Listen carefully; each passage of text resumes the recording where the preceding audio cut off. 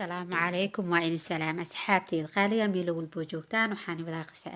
وعجيب واني أهان أيام وكيلا أذيكن واكيلي دونتان قصدان وحي دحمرتي ويلو يهويديس أي دحمرتي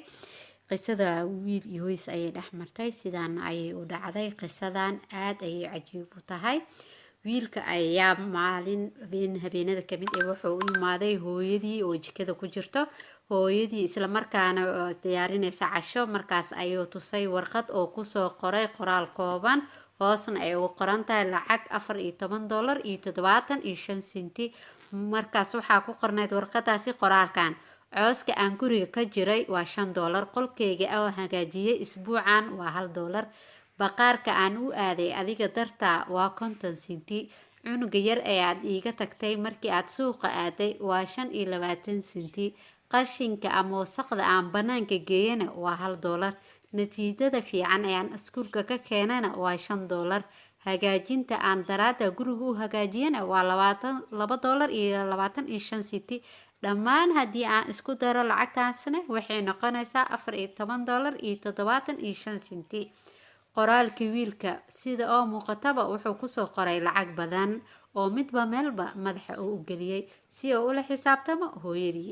hooyadii oo ku jirta jikada ayaa eegtay warqada kadibna intee qaadatay ee gacmaha iska tirtay ayay ka qaatay qalinkii warqadii ayay dhankeeda kale waxay ku qortay qoraalkan hooyo 9 bilood ayaan caloosha kugu qaaday adigoo weliba igu dhex korayo hooyo waa bilaash ama waa lacag la'aan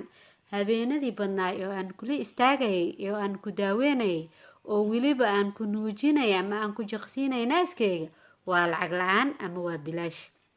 dhibka badan ee aan kula soo maray oo hinta badan ee adiga dartaa iiga timid iyo sidoo kale iyo waxyaabo badan ee aan soo koobi karin iyo adiga aan kula soo maray hooyo waa bilaash cabsida badan ee aan kula soo maray iyo walwalka aan ka qabay inay wax ka gaaraan iyo dib inuu ku gaaro ama wax un ay ku soo fasaaraan oo culeys adii naftaada ku soo saaro hooyo walwalkaas iyo dhibkaas aad i soo marsiisay hooyo dhammaan waa bilaash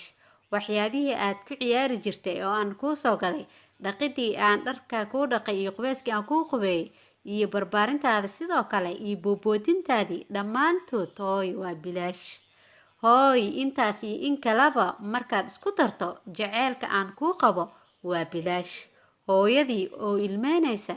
ayaa intaas waxay ku soo koobtay hadalkii ama jawaabtii ee wiilkeeda ee u celinaysay ee weliba ku qortay warqadii qaybtii kale qaybta asi ku qoramehe qaybteeda kale markaas oo aqri wiilkii qoraalka ee hooyadii warqadii ay ku celisay ayuu wiilkii ooyay maadaama ee hooyo tustay ma ee dareensiisay waxyaabaha badan oo soo marsiiyay ama ee la soo martay kadib qalinkii ayuu ka qaaday hooyo markaas ayuu wuxuu titiray waxyaabihii oo asiga hore u soo qoray oo dhan oo hooyo u dhiibay ayuu titiray kadibna warqadii laftirkeedii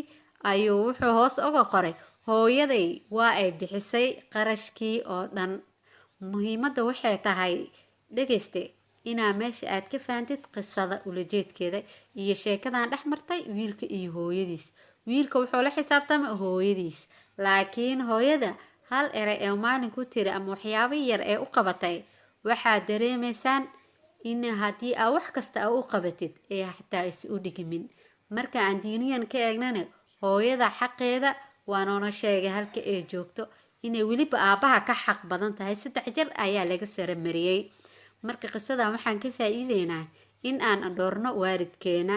aan isla markaan aan ka ilaalino waxyaabaha qalbigooda dhibka gaarsiin kara hooyada waa nolosha bilaadanka waa baraha qofka bilaadanka waa barbaariyaha qofka bilaadanka qof aan hooyo soo barbaarin ama hooyo aan markaasi soo korinin runtii wuu dareemi karaa dhibkaasi ka maqan ama qaybtaasi ka maqan marka qisadan waa filayaa inaad wax badan ka fahanteen